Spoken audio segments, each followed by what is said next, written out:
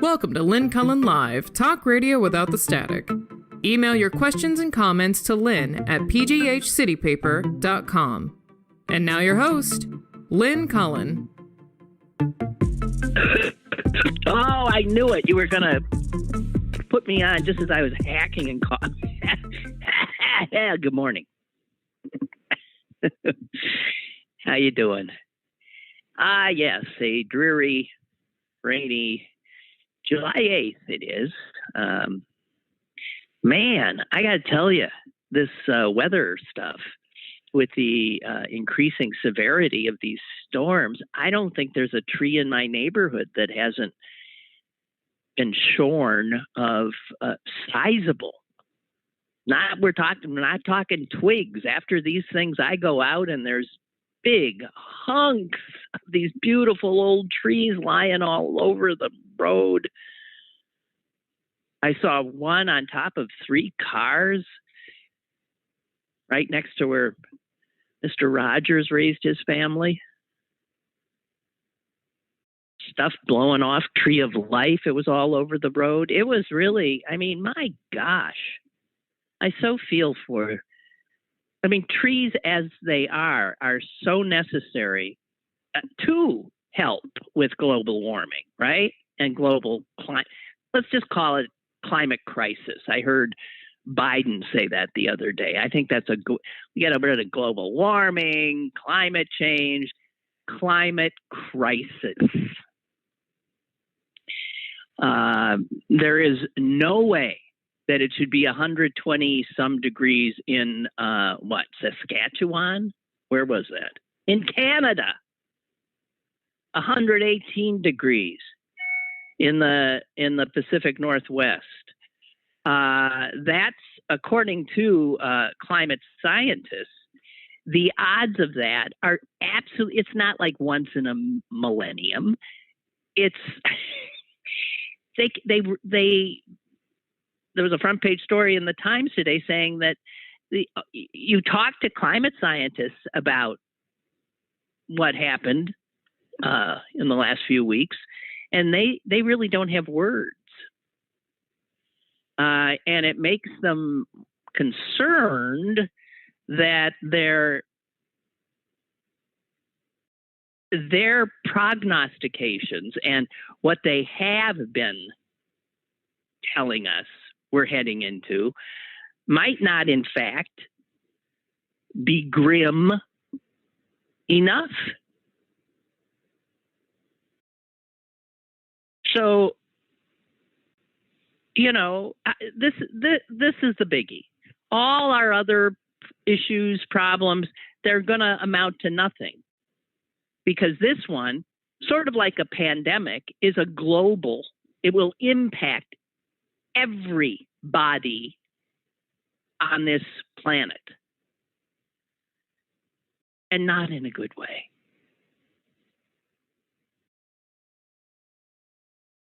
So, do you ever think? I wonder about the animals, too. God help them. Too bad they were living on the same real estate as us Homo sapiens, because we sure made a mess. And every time one of those trees goes down, so does the squirrels, birds lose their homes as well. Can you imagine? I don't know. It's something. It's something. All I'm saying. And I don't talk about it a lot because I'm not a scientist, and I'm also fully aware that this is probably the largest issue. You talk to anybody under the age of 35, and you ask them what's the biggest issue in their minds, thing that concerns them the most. And I think it's almost, a unanimous response.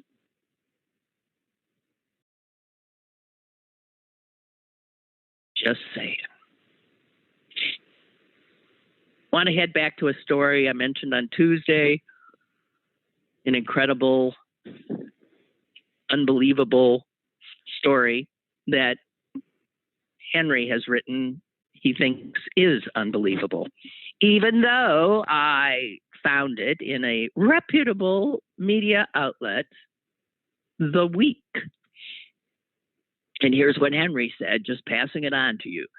The story about the Australian woman waking up with the Irish accent, well, she came out of anesthesia after a tonsil operation. And she's an Australian woman of Asian descent. And all of a sudden, she was talking with a thick Irish brogue. And doctors said, could be she's going to speak with that brogue the rest of her life. Henry says, this is fascinating. It's also unbelievable. What better way to develop a following on TikTok than to make up a story like this?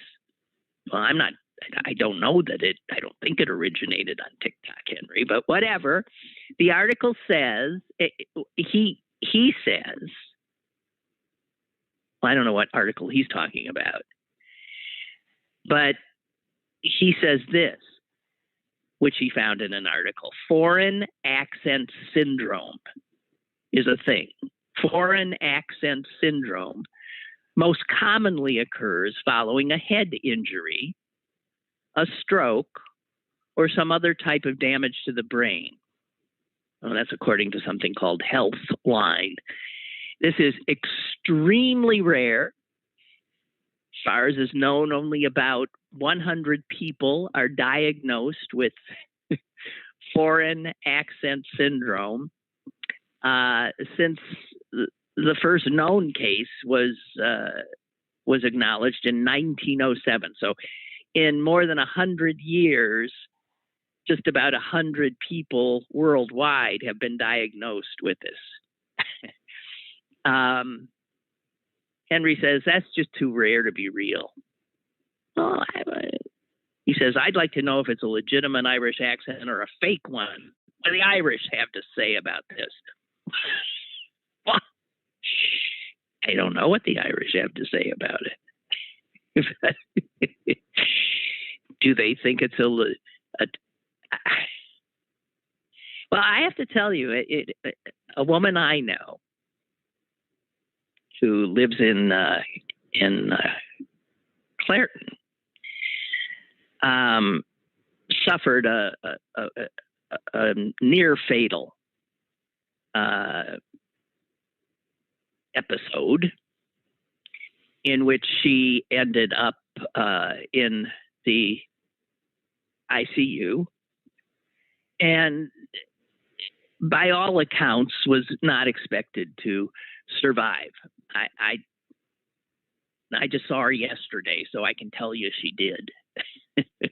We had a good time together yesterday. But her memory of it is she's one of these people now who says that she felt that she died.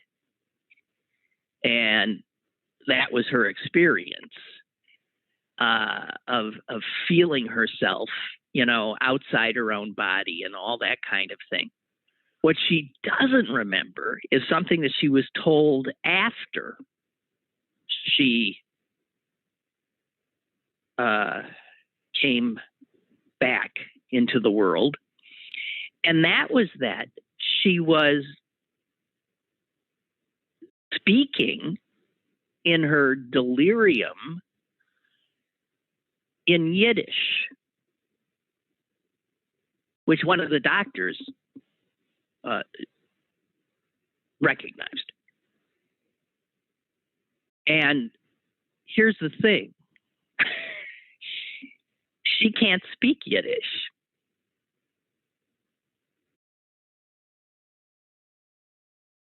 And I mean, the story, ever since then, I mean, she's gotten her, I said, you got to get it turns out, no, she does have she heard Yiddish. She was not raised as a Jew, But one of her grandmothers must have been. She remembers her very little, but as a child, she remembers this, what she thought of as a scary old woman in the house who spoke in this strange language that she didn't understand, but that her father would seem to. Anyway, it must have been Yiddish. And unbeknownst to her, she must have what? Picked it up? I don't know. I'm just saying. The human brain is,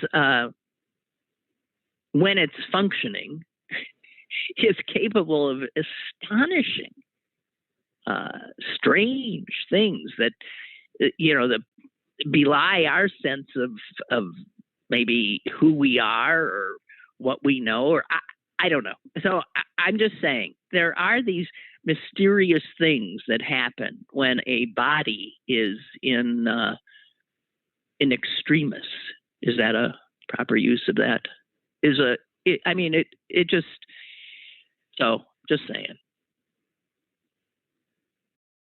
I was trying to teach her a few Yiddish words. And we ended up, just laughing because Yiddish is such a wondrous language. So I can't speak it either, but it's so many of the words have made their way into English because they're so onomatopoeically just perfect. Like to sweat is to schwitz. And then, of course, I don't know what word. The word I hear people misuse all the time is kibitz, to talk. But it's astonishing the number of Yiddish words that have made their way. The great ones are those SCH ones, SCHL often do four, or SCHM, 4 consonants in a row ones. Schmutz, schmata, schlemiel, schlemazel. Right? What great words. You don't even have to. I remember when my father and grandmother would speak Yiddish to each other and maybe tell a joke. I would laugh. I didn't have a clue what they were saying, usually. But it just sounded funny. So, that's all I'm saying. Anyway, yeah, so it turns out her father had to have been a Jew, even though she was not raised as a Jew.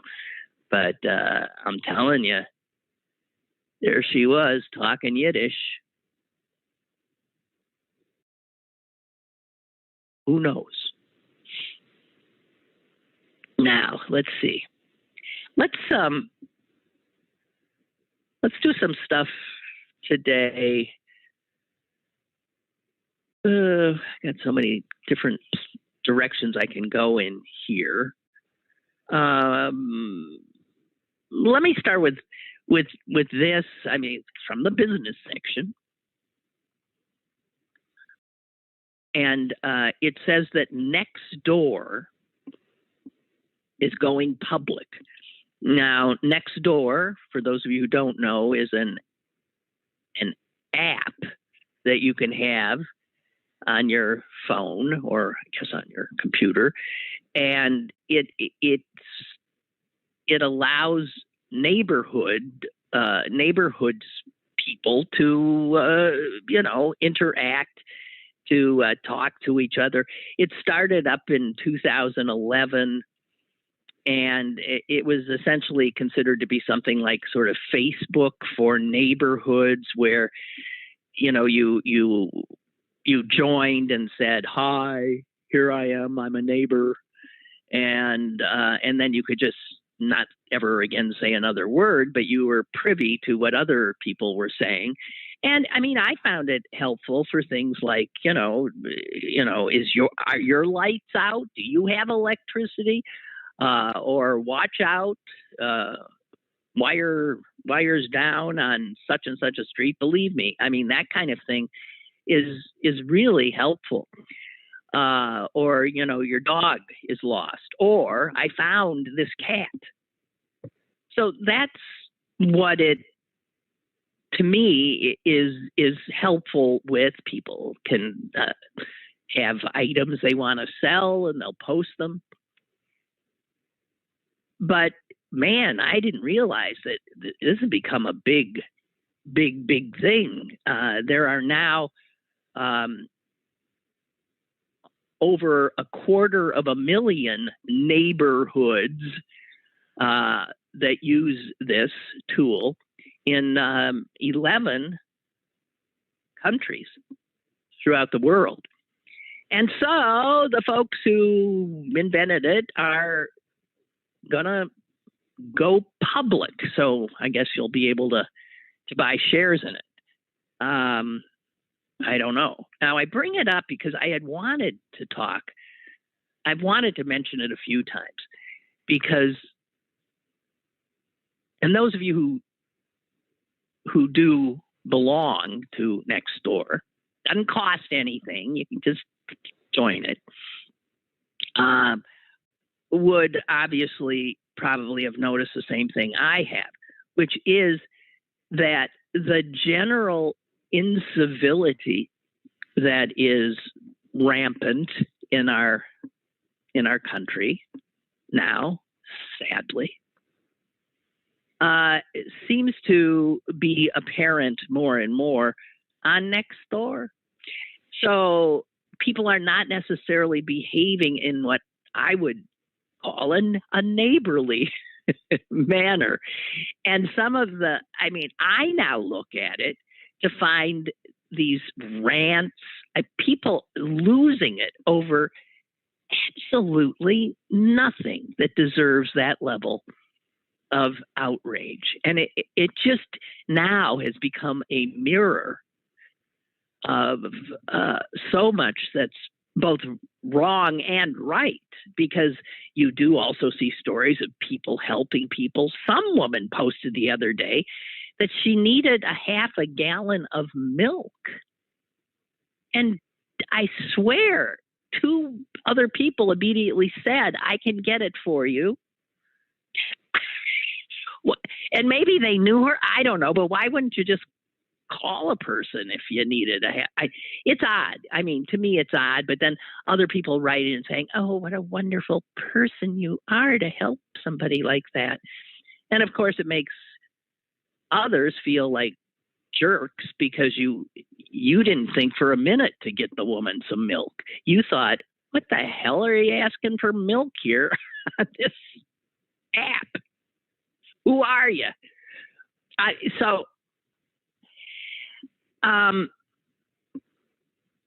mentioned this to a friend, and she said, yeah, she's noticed it too, about how that people, I think the way she put it is, it seems like the default position of so many people now is to immediately assume ill intent.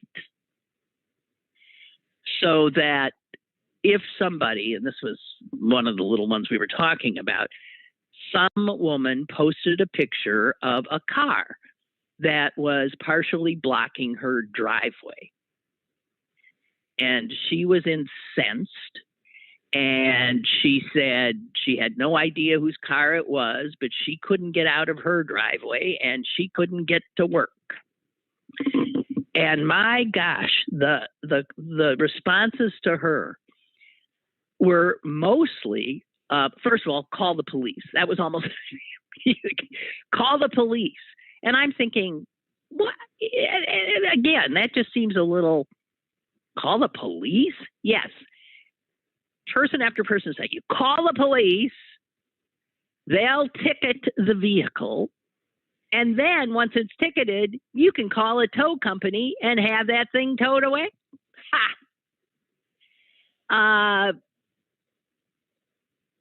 Other people said to take her car and get right up to the car that was blocking her driveway and lay on the horn. Others said if she didn't mind about her car too much, just back up and ram the damn thing. So it's that kind of anger. And one poor soul posted something like, isn't it possible that the person didn't realize? It looks to me like your driveway is not really well marked, and maybe they didn't realize that they were, and voices like that have become few and far between. And if I'm remembering things correctly, that is exactly what it was, because she later wrote everybody and said, yeah, it turns out it was some guy who hadn't noticed and blah, blah, blah. Again, so no ill intent. She was told to sue him for lost wages because she couldn't get to her job. And I don't know. When they're not decrying, a lot of it is decrying people like me, dog walkers, and assuming the worst of us. I swear there might be literally thousands of people in my neighborhood who spend their days and evenings situated at a window overlooking their sidewalk, just waiting for some dog walker to let their dog, do its business on their yard. What's a dog supposed to do? Where are we supposed to do? That's not even, people who don't pick it up, I agree. But the invective just is amazing. It's amazing. And there was one real mysterious thing, and we'll see if any of you know the rest of this story. Might have been about a week ago. Someone posted from Highland Park that a picture of a man. And it said, he's been missing. He's been missing for, overnight. This is extremely unusual. Please keep your eye out. The police have been notified, and blah, blah, blah, blah, blah, blah, blah. Oh, my God. The people start, I'm so sorry, and we will keep our eye. Is it possible? This concern, real concern. Then all of a sudden, something is posted from the Pittsburgh police saying that this man is no longer considered missing. But they were not saying anything else. And so then the neighborhood got curious, to say the least. What do you mean he ain't missing? What happened? Is he what? And people started asking questions, and other people said it's none of your business. And somebody else said, what do you mean it's none of my business? You asked me yesterday to go looking for him. And I did. And so it is my business. And why would all of a sudden, is he found or is he not found? And why did the police have this strangely non-communicative message that they put out?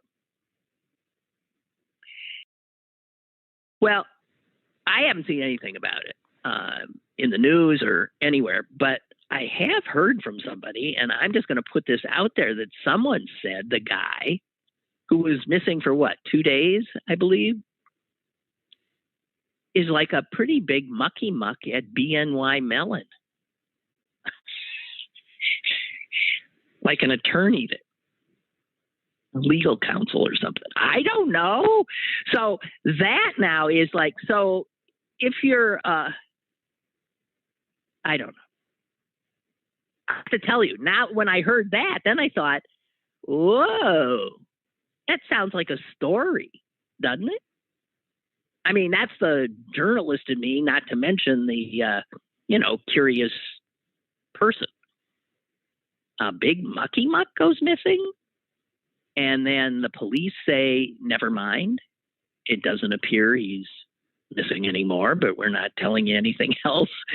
What the heck?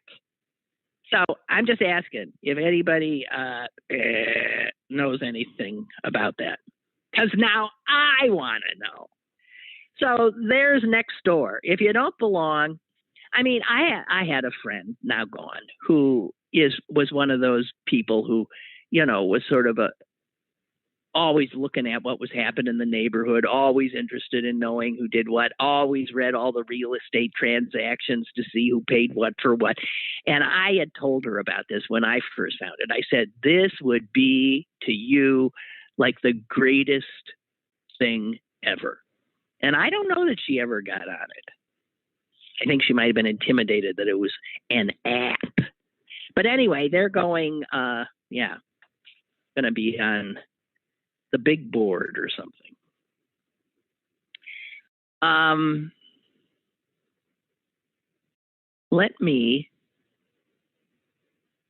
sorry, it's going to be one of those days, sort of here, there, and nowhere in particular. Can I just give you a little history? It's some history that I learned and found interesting, and you probably won't find it as interesting. I found it interesting because it concerns a man who was one of the first football players that I, as a child, was aware of. So when I saw his name in a headline, I was curious and drawn to it because I hadn't heard the name in a long time. And it's an odd name. I thought it was when I was a kid. I'd never heard of anyone, first of all, named Emlyn. His name was Emlyn Tunnell. And I knew him because he played for the Green Bay Packers, although his career started with, I believe, the New York Giants. And he was, in fact, the first black player, I believe, who played for the Giants. Is that possible? And he later came to the Packers. And so I'd hear all these names of the Packer players, and Emlyn Tunnell was one of the earlier ones that I knew. And he retired in 61. And he held all kinds of league records for punt returns, interception returns, interceptions. He was, I guess the number of interceptions still is the second most in NFL history, which is really amazing. But it turns out, and this is what the story was telling me, that this guy, he also was the first black player in the NFL Hall of Fame. Okay? Emlyn Tunnell. But this was a story I read. It was from Stars and Stripes, the magazine of the military. And turns out that this Emlyn Tunnell, before he broke all these records, including racial barriers, and before he did all that, he served in the Coast Guard during World War II. And he could barely swim, it said. He was initially rejected. He was rejected by the Army and the Navy. And you know why? Because he had been a student at the University of Toledo. in 1942 is playing football for the University of Toledo, and he broke his neck. And because I don't know how you do, he was told, God knows you're never going to play football again. I mean, it's amazing he did anything again. But that turned out to be incorrect. So he decided to enlist. There was a war on. The Army said, no, you got a broken neck. We don't want you. The Navy said, no, you got a broken neck. We don't want you. The Coast Guard took him. And he served in it for 3 years, despite never, ever in his life having been on a boat, and apparently, at the time, barely able to swim.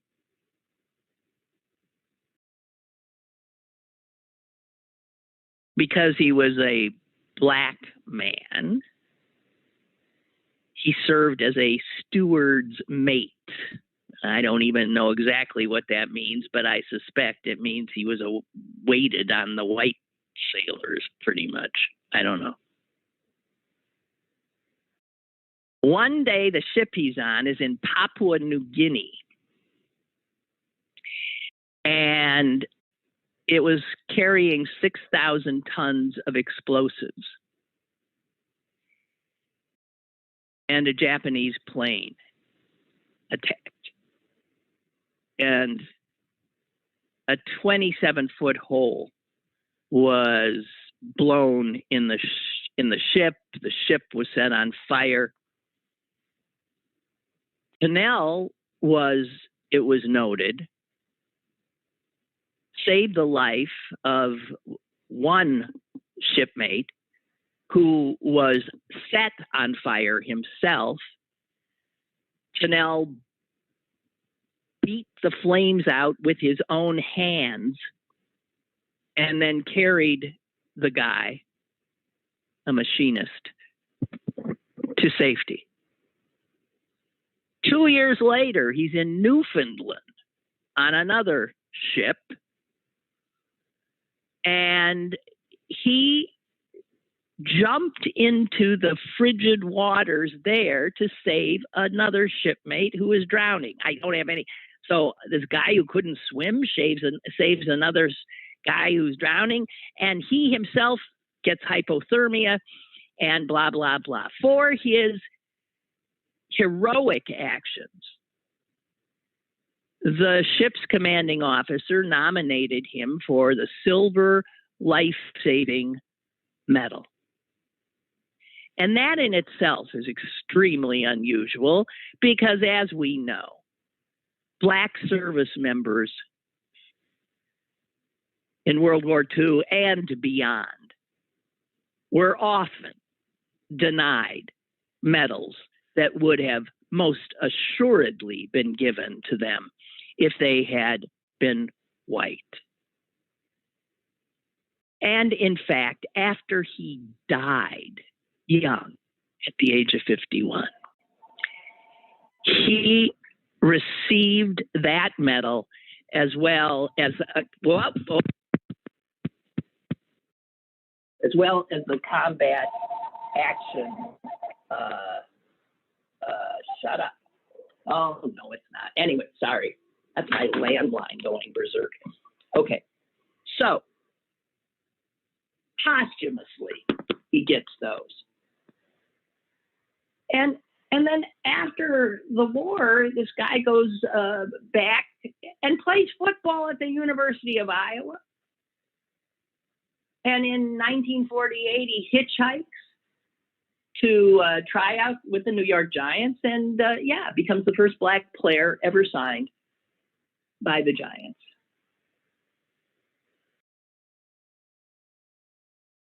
He was selected for the Pro Bowl 9 years. Helped the Packers win their first 2 championships. He then became the NFL's first Black talent scout, first Black assistant coach, yada, yada, yada. And all of this whole story was because the latest Coast Guard cutter, which was, I guess, christened just recently, is the Emlyn Canal. And it will be sent off to the Middle East and Southeast Asia. So the USS Emlyn Canal. And that just blew me away because I had no idea that this name, this man that I knew, just because he was on the Packers in the late 1950s, was pretty remarkable. Pretty damn remarkable human being. And I just wanted to share that with you. As is so often the case, a lot of these honors that came to him came after his death. He died in 1975. But clearly, his talent and his skills and what must have been an indomitable spirit and good heart were obviously recognized. Emlyn Canal. Man. Okay, that's my little history. I don't know if again. Lou says about neighborhood, about next door. I keep calling it neighborhood, right? I never can remember the name of it. Next door. She says, I look at it every once in a while. Nosy people galore. Small minds talk about people. Average minds talk about events. And great minds talk about ideas, says she. Yeah. Well, it is. Oh, my God, the back and forth that goes on. It's just crazy. Like 500 things can go back and forth because some dog walker disposed of their dog's contribution by putting it in someone else's trash. And generally, when they're doing that, that's because the trash has been set out. So they think, well, it'll be picked up tomorrow rather than me dragging it around here. And you would think that person had, it's funny. It is, I think, mostly funny. But yeah, incivility, that be us now. Okay, what am I doing now?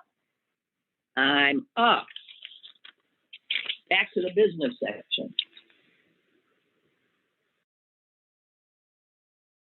Spike Lee, he's in the news a lot these days because, first of all, the Cannes Film Festival is underway, and Spike is heading the festival jury. So any awards going out are going to go through him, in part, as the head of the jury. And again, anytime you're dealing with a black person, invariably you end up saying, and it is the first time a black person has led the Cannes Festival jury. But I want to talk about something else he's doing, because you see him a lot. He's doing a lot of commercials, perhaps you've noticed. And the New York Times business section tells us to get ready for another one.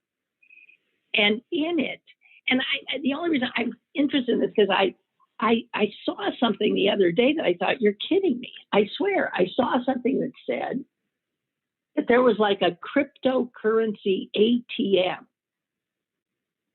an automatic teller machine, somewhere in Pittsburgh. Is that true? There's a place where you can go and, punch in some buttons and get cryptocurrency. And I thought it just seemed unlikely and fanciful. And then I see this article today, and it's about how Spike Lee is directing and starring in a television commercial for something called, Coin Cloud.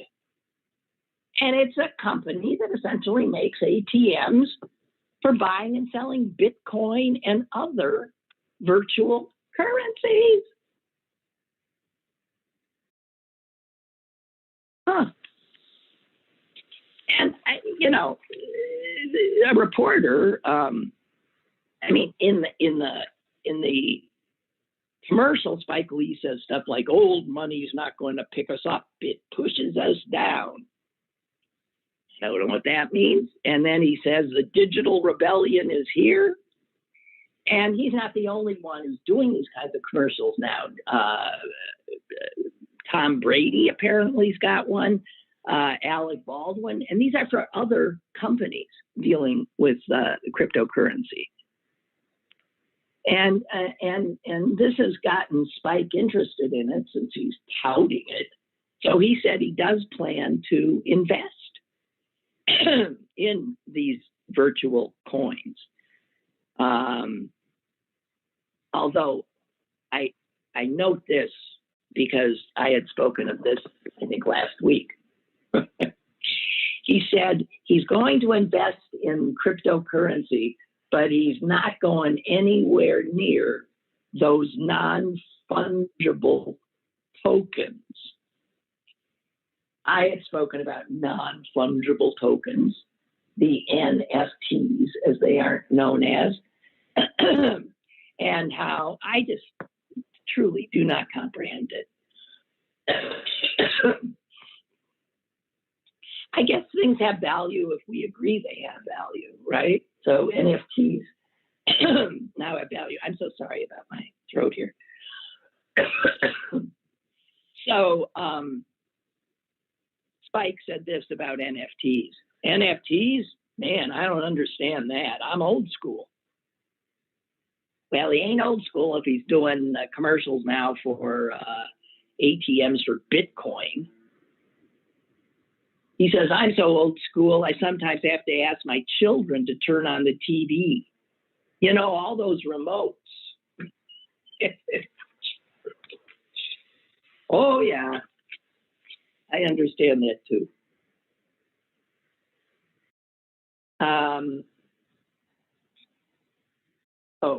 This is something I do want to tell you about. I had mentioned the other day that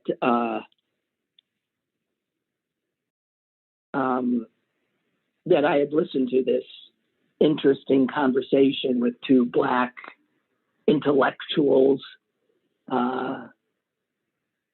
and how they were not mouthing the kinds of truisms that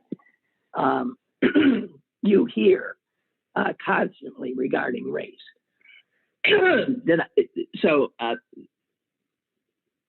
And it was fascinating to hear two Black academics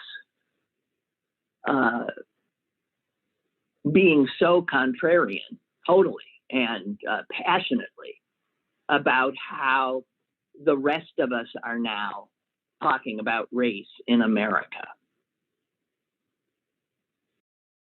and how everything is about race, how it defines everything. And in their conversation, they're saying, it's just, that's not true. It's not true. Yes, it is definitely a big part of things that go on in this country. But they pointed out that white people are getting killed by the cops left and right too. Not in the same proportion to their population, but in actuality, if you were to see how many black people were killed by police in any given year, and how many white people were killed by police in any given year, there's more white people who get killed by police, hands down. And that's why that's a fact. So I was fascinated by seeing that Al Sharpton, ladies and gentlemen, who, as you know, if there is a black person shot, killed by cops, the Reverend Al is going to show up at some point. But just this week, Al Sharpton and the attorneys for George Floyd's family publicly mourned and eulogized a white teenager fatally shot in Arkansas by a sheriff's deputy. His name was 17. He was 17 years old. His name was Hunter Britton. And he was stopped. It was a traffic stop in a predominantly white community. He was unarmed. And he's dead. And so Sharpton and Floyd's lawyers go down, and they are doing this. It's why it reminded me so much of what the conversation I had seen. What they were saying, this is not necessarily as much a racial issue as it's an issue about how badly trained our police are. It's not that we don't need police, it's that we need police who are trained, who are capable of handling situations and not immediately reaching for their guns and killing innocent people.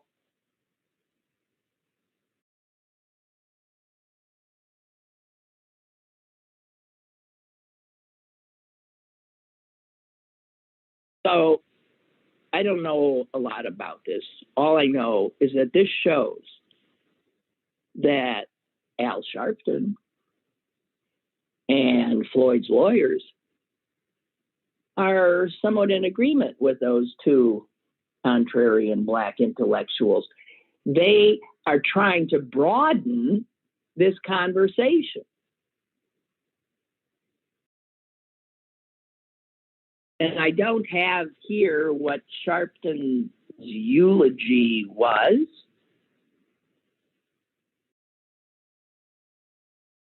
But it's clear that Sharpton and Floyd's lawyers are intending to broaden this conversation we're having. That this is an issue not necessarily always about race, although heaven knows it sometimes is, but that this is happening to black people, white people, brown people. And it's really more an issue about police, their training, their tactics. So I found that interesting. Okay, two things about repulsive Trump kinds of people. There's a congressman named Chip Roy. And he said about this attempt to have an infrastructure deal, which Americans want, and which actually Republicans want. And he was decrying the fact that some Republicans. What do you mean? What are you doing? Shut up. We have a baby on the way, and What is that? the store, and he will definitely save some money on anything from the car. Boost your credit scores instantly. Where is that coming from? Are you hearing that? Reported tape of Republican Congressman Chip Roy Why is he? saying that it is. Oh my God! Obstruct everything. Oh my God! This year's midterm Oh, elections. I thought that was my This phone. did This is come too from an funny. activist. Okay, We reached hang on. out to Roy's office for Why can't I get my phone off? Jesus. Okay, I know. We could put an entire thing together about instances of me making a fool of myself, not understanding or comprehending technology, right? Or just being taken. Obviously, turns out that this piece I had on Chip Roy was a CNN piece, and then it just started playing. Okay. I'm sorry. Yeah, we could have a really sort of funny reel of me making an idiot out of myself. So this jerk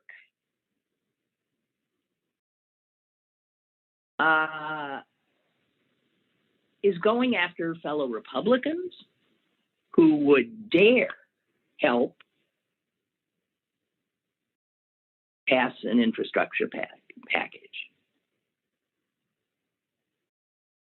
And listen to what he said.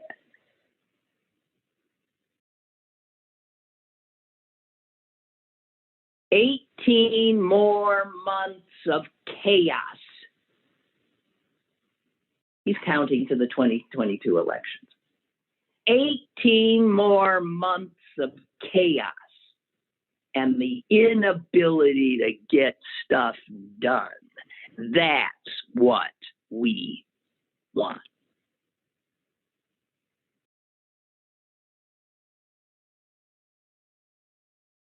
And he is unapologetic about saying that he intends, his sole purpose being in the Congress is not to legislate, which is what is the sole responsibility of the Congress, right? Is not to legislate. It's to obfuscate. It's to keep anything positive for the American people of getting through so that the Republicans can say that Biden didn't do a thing and they'll get elected. I mean, he's not alone. We know Mitch McConnell essentially has the same. That's what they're doing now, and they're open about it. It is so.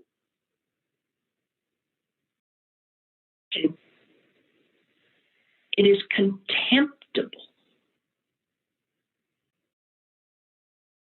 So they are sitting on, in any way, helping a bipartisan deal that will put Americans back to work, that will fix our crumbling infrastructure, that will help families.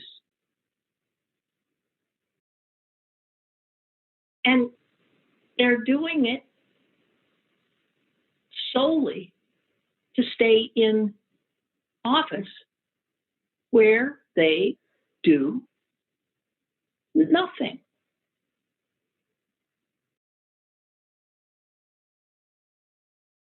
"18 more months of chaos and the inability to get stuff done. That's what we want." Now, I have to tell you that Republican and Democratic Congress people over the course of American history would be disgusted, and I would imagine stunned by that.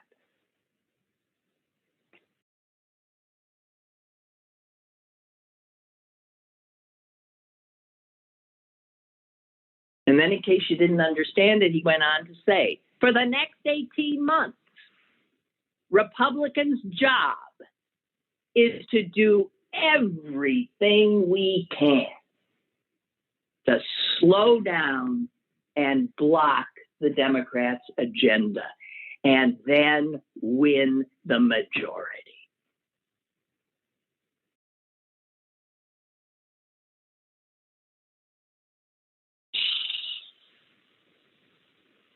Reprehensible. Reprehensible.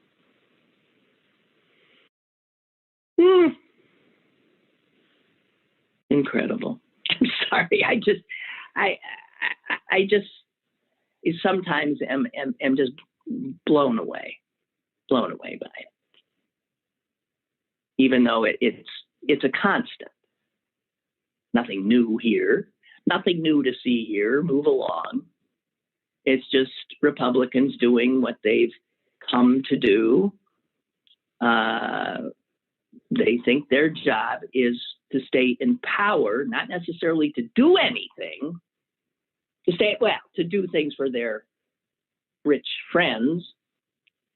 They're actually trying to get in the way now, and they probably will, of giving more money to the IRS so the IRS can actually have the tools to go after all the rich people who are avoiding paying taxes. And the Republicans are saying, oh, you ain't going to do that while we're here. Oh.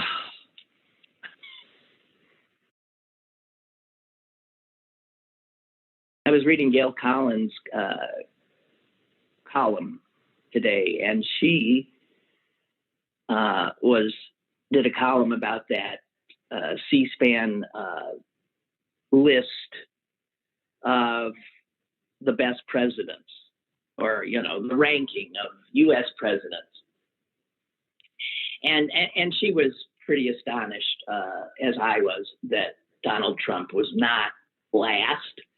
There were actually 3 guys beneath him.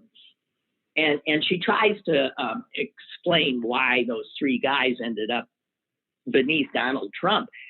And it won't hold. I mean, I assure you that in a year or two, when they do this again, he will be at the bottom.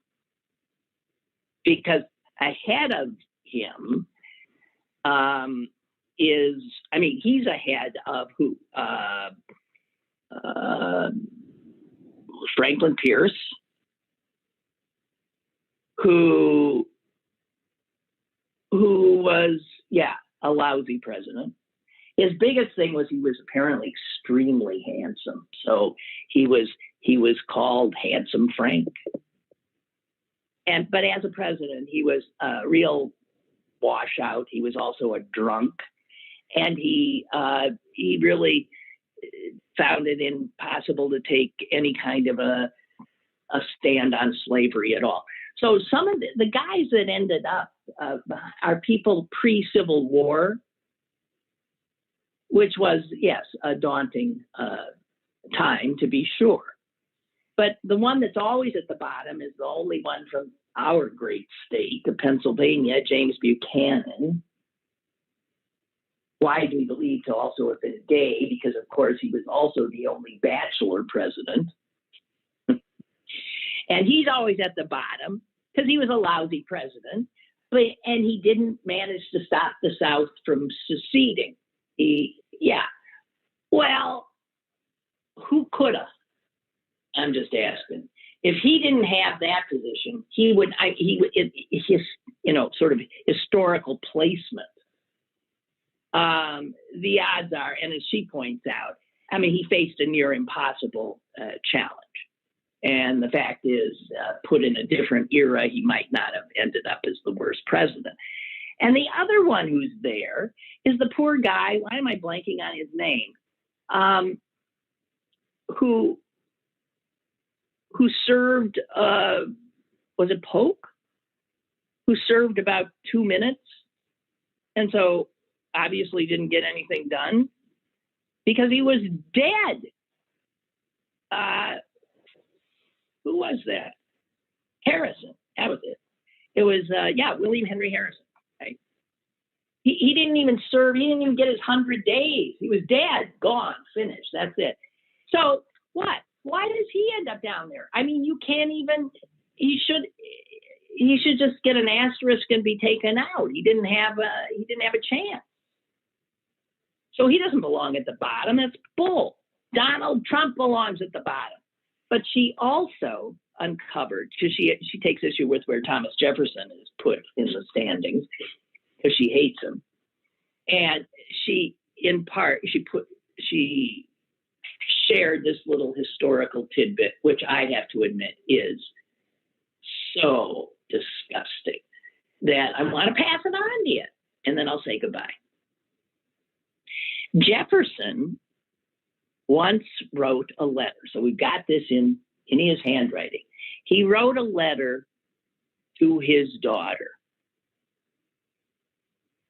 And he said this: remember not to go out without your bonnet, because it will make you very ugly, and then we should not love you so much.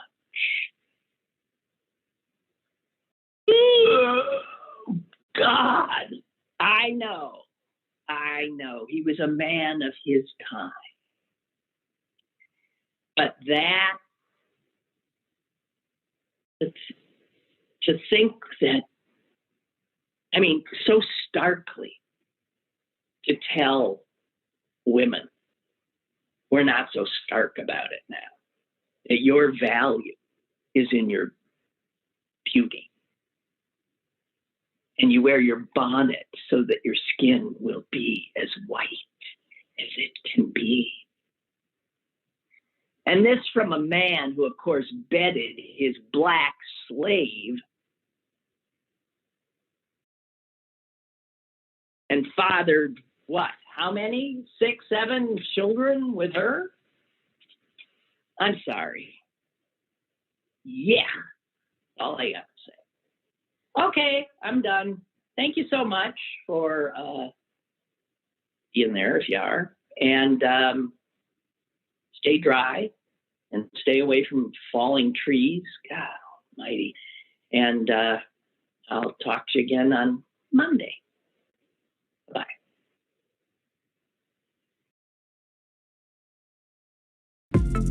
Lynn Cullen Live, Monday through Thursday from 10 a.m. to 11 a.m. and archived at pghcitypaper.com. The opinions expressed on Lynn Cullen Live are those of the host and do not necessarily reflect the viewpoints of Pittsburgh City Paper or its advertisers.